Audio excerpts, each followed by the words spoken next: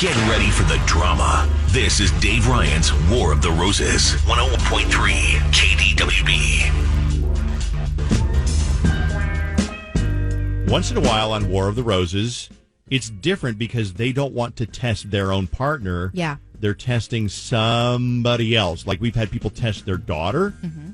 We've had people test their dad before. Yeah, I honestly think the most messed up one was the woman who tested her daughter. Yeah.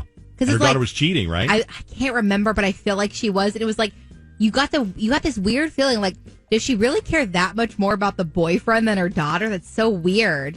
Well, this one is much more understandable because it's somebody who's worried that her best friend's husband is cheating on her best friend. As a matter of fact, not just worried, but kind of knows. Yeah.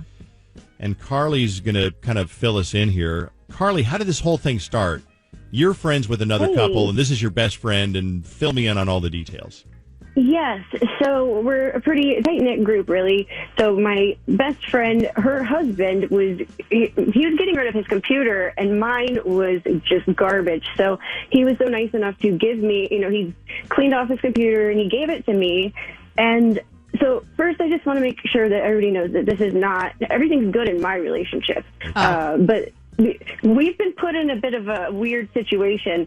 So my boyfriend is setting up my new to me computer, and as soon as he gets it set up, he finds in the recycle bin, he finds this folder of photos from Paul, the guy that my best friend's husband, who gave it to me, and it's this woman in its very sexual natured pictures. So now I'm just concerned that my best friend Angie is getting cheated on, and I just can't handle it. And I don't know, why would he give me a computer? I don't know. I just think something's up. Oh God, yeah, that sucks. Obviously you can tell that these are pictures that are not something he found online and just saved. I mean, they're him. I mean, unless he's in them. I thought you said they were just sexual of another girl. With him. Oh, okay. Well, that makes a big difference. So how are they posed? Yeah, I mean, you can tell they're sexual. Are they obviously naked? I don't know, but that's my best friend's husband. And now, what are we? I just can't sit here and be complicit about this. But I don't know. I just hope that it is a Photoshop project and that they are faithful. Not. Yeah, there's no way it's a Photoshop project. I mean, who would do that? Come on, I'm an optimist. Well, unless you got some sort of a weird fetish about your some other woman and you're going to Photoshop it, But the most logical explanation is usually the simplest one. Yeah. And that is that he was with somebody else, took pictures, and when he was cleaning out, what a crap job, though, of cleaning out your laptop. You got to do more. You got to do a whole drive I'm getting wipe stressed. Or whatever. Okay, because, I gave Jenny my computer. Well, there's nothing on your computer, though, is there? I don't know. It's one of those things where I don't take nude photos, you know what I mean? But also, it's just like when you pass a cop on the highway, you don't do drugs, but all of a sudden you get paranoid. What do I have in my car that they're going to find? I'm going to guess Jenny would cover it for you. If Jenny found anything scandalous on your computer, like your gambling addiction or something like that, she'd probably you know what, DeFallon, don't worry. I'm not telling Jake that all of your investments, you cleaned out your 401k and you spent it all on sportsbook.com. Yes. Okay, so let's get back to be a little bit more serious. So, Carly. That's a terrible position or spot to be in, Carly. So, how hard is it to delete your pictures? How hard? Well, he did delete them, but he only put them in the recycle bin. You got to empty the recycle bin. There's a little icon you click on. It says empty recycle bin. But even then, they're not really gone. They just removed the first couple of letters of the file name, so they disappear or something like that. I don't know. Anyway, they're still there. I don't know anything about it, yeah. Unless you have I love something. my best friend, and I don't want her to be. I just want to figure out if she needs to lose him or what. I just don't know. And I just her. feel like they put me into that position because I feel like he just dumped this on us. That's her. You said it, and I think you already said this, but that's her boyfriend, not her husband, No, it's right? her husband. Oh, it's her husband. Yeah. God. Okay, I was like, it's easy just to ditch him. Then if it's a boyfriend, okay, never mind. Okay. No, my boyfriend found the pictures when he was setting up my computer, the one that Paul gave us. Okay. So, what's your best friend's name? Angie. Okay. So if we call and he sends it to the wrong person, what are you going to say to him? Are you going to be like, you have to tell her tonight, or I'm going to, or what are you going to do? I mean, I'm going to send her the radio station. I don't know. I mean, she's going to find out. Like, I don't want to be the one to tell her, honestly, but I need to. If I have to, I just don't want to break her heart. But he's doing it actively if he's cheating on her. So let me ask you this question. If he says the right name and he sends the roses to Angie, are you going to let bygones be bygones and pretend this never happened and pretend Great question. I mean, that maybe it was a fluke or maybe because it's a possibility, a very good possibility that sure, he hooked up with some other woman and then his wife found out about it and they've mended the fence and they've gone to counseling or agreed to work through it and it's none of your damn business. Okay, so, and it could be because you don't want to jump into something that's none of your business either, but you already are. Like, I wish I would have purchased my own computer, I really wish I didn't know any of this. Okay. All right, we're going to call him in a second. We're going to call Paul because we got his phone number, obviously, easy to get. And we're going to say, hey, we're from your bank or your cable company or we're from whatever, and we're going to give you a little survey. And if you take the survey, we're going to reward you with roses, and you can send the roses to anybody you want to. Now, the right answer for Paul would be to send them to Angie, and then the wrong answer would probably be anybody else besides Angie. And then if he says anybody else besides Angie, I'm going to turn the call over to you. Yeah. I'm going to get in. I was going to say I'm not going to get involved, but now I'm already involved in this. Mm-hmm. But I'm going to turn. If he says anybody but Angie, I'm going to turn the call over to you, and you can tell him what's going on. Okay?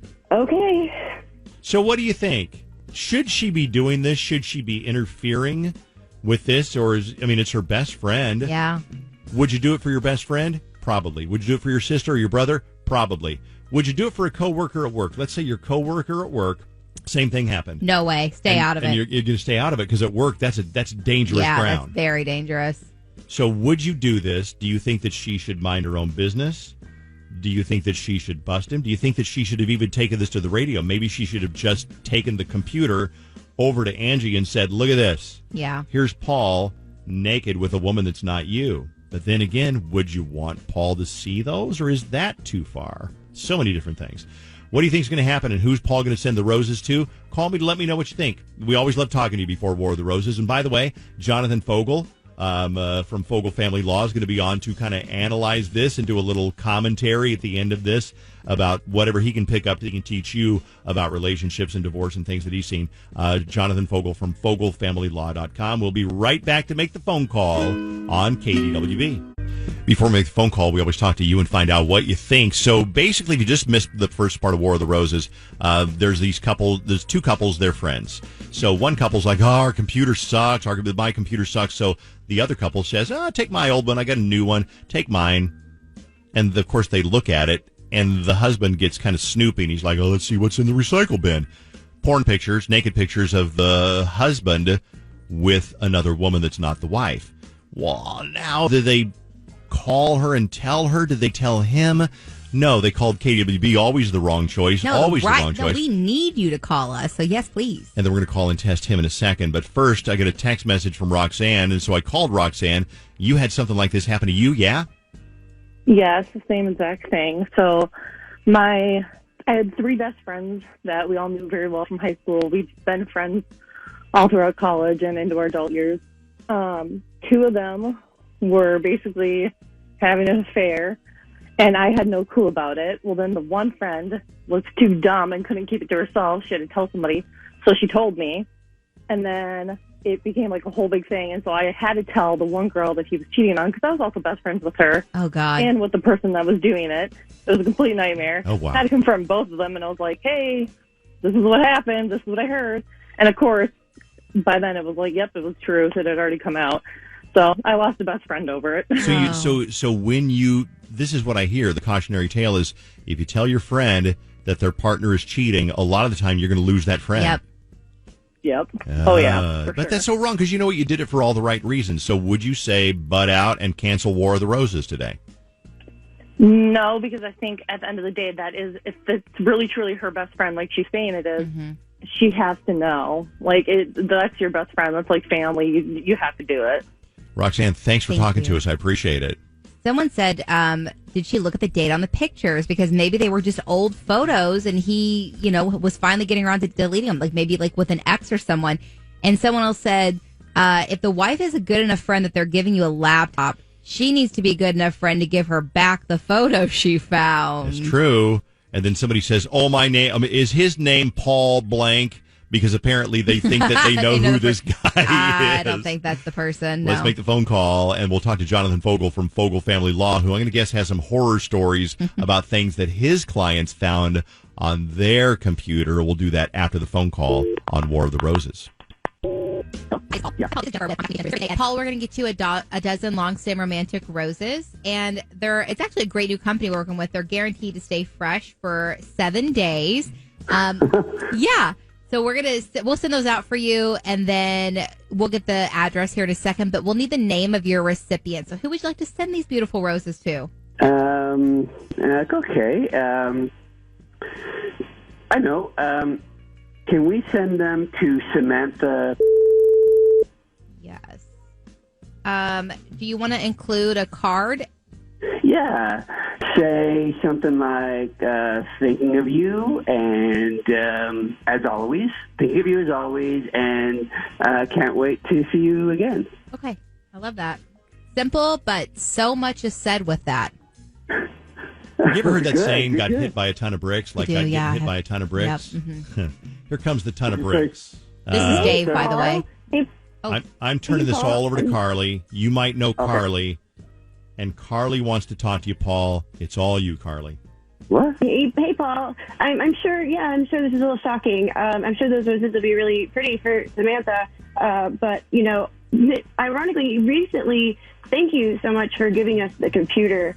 And thank you for putting us in a position where you left your recycle bin with some nude pictures with you doing God knows what with God knows who, probably Samantha. But we gotta make sure that since you put me in that position, that we tell Angie about this because you did this to yourself, Paul. What are you talking about? What is Samantha? It's none of your business who she is. It is a little bit because you gave me a computer with nude photos on it, and now I'm supposed to just not tell Angie? You need to tell her. No, I'm not. You need to tell your wife what is going on. Hey, this is none of your business, all right? So I'm not. You made it my business when you left nude pictures on your computer that you gave me, which is not my computer. You should not have been snooping in that computer. I want that computer back. Not snooping. You left it on there. It was not deleted. I did not want to see that. You know what? I don't know how what you're even talking about. All right, I don't know. When was it? You need to be honest with Angie. She does not. She is a good woman, and she does not deserve this. You guys want to have a family. You need to tell her immediately. Or I will, and she's gonna hear about it from a lot worse, and you don't want to deal with that. I don't need you telling me what to do, all right? This is none of your business, all right? So you just stay right out of it. No, you made it my business. Every War of the Roses, we always get some legal advice because it turned out Fallon and I are nearly always wrong with our legal advice. Yeah, truly. So, I still take the money. Right. I don't do free consultations like Jonathan. Jonathan does free Jonathan from Fogel Family Law. Good morning, Jonathan Fogel. How are you? I'm great. How are you guys? It's dangerous. Owning a computer is dangerous because there's going to be crap on there that if your wife or your husband or your partner finds out, you're going to be in trouble. Have you run into this before? I have run into this before. In fact, I had a crazy case years ago where I represented the wife, and we found the husband had left his computer. He thought he wiped out his history, but we got his computer, and we found that he had done a search for how to hide marital assets. That was one of the searches he did. But even worse, he did a search. They had minor children. He did a search which countries are not members of the Hague Convention. And the reason why that's important is that the Hague Convention is a treaty that has a protocol for the return of children that are removed from one member country to the other. And so we realized that he was planning on taking the children out of the country and not coming back. So now you bring all this to the courtroom, and then that's not going to look good for the person who searched what countries don't recognize that. Right. What ended up happening in that case is the court did not allow him to have any unsupervised contact with the children for quite some time, and he was never allowed to have their passports. So they couldn't leave the country. Wow, that's crazy. You know what? I mean, divorce doesn't always have to be that ugly and complicated. There's probably some easy ones where they come in and go, you know what, we're both done. We're both ready to move on. That happens too, though, right? That happens. I would say probably 70% of my cases settle without ever seeing the inside of a courtroom. People come in, they have agreements, or we work together with the other attorney, and we never go to court at all until there's a final agreement, and we send that in, and the judge just signs off on it. You know, that is my goal always, is to try to do it in the least acrimonious way. If people can get along and we can reach an agreement, that's the best option for everybody. Okay, so like, you know, me and my ex, Julie, we were never married, but if we were, it would have been an ugly, prolonged divorce because we didn't get along. Oh, yeah. But now Susan and I, when we get a divorce, it'll probably be like a handshake and a pat on the back. Yeah. And a big check of some sort or another. What else did you take away, Jonathan, from Fogel Family Law? What else did you take away? Anything at all from this week's War of the Roses? Well, look, the main takeaway is don't ever believe that erasing your history means that it can never be found again. That's not only true on computers, but any technological device, right? Whether it's your phone, whether it's an iPad, anything like that. A good tech person will be able to recover information if you delete it. What I would say is, you know, if you're going to be searching on your computer, just be a little more careful and maybe just get rid of the computer completely. I was going to say, throw it in Lake Minnetonka. Minnetonka, Throw it in Lake Minnetonka. Now, look, I can't advocate for getting rid of evidence because that's not appropriate. Yes. Nope. But I did. yeah, if there's going to be stuff on your computer, you don't want that stuff to be found. Get a consultation from Jonathan, and he can help you get through any hurdles in your divorce. And, you know, Jonathan and I always like to say, you know, we're not advocating divorce, but it is a fact of life. It's kind of like, you know, broken collarbones. We're not advocating broken collarbones, but sometimes you get one, you got to go see a doctor. Jonathan, would it like be the same? Just a quick question, like on like a work computer, because someone could claim someone else used their computer. So would that be like, you know what I mean? Yeah, I mean, look, if you're using your work computer to search for those kind of things, you know, I wouldn't necessarily recommend that. But if someone else has access to your work computer, then certainly you could make the argument that you didn't make that search, or you didn't, you know, you weren't the one searching that. And there's also things about, you know, privacy laws with work computers, right? They're much more open because you don't have the expectation of privacy on those computers. And Dave, I agree with you. At the end of the day, putting the children first is the first and foremost thing to do when you're going through a divorce. That's what I try to do.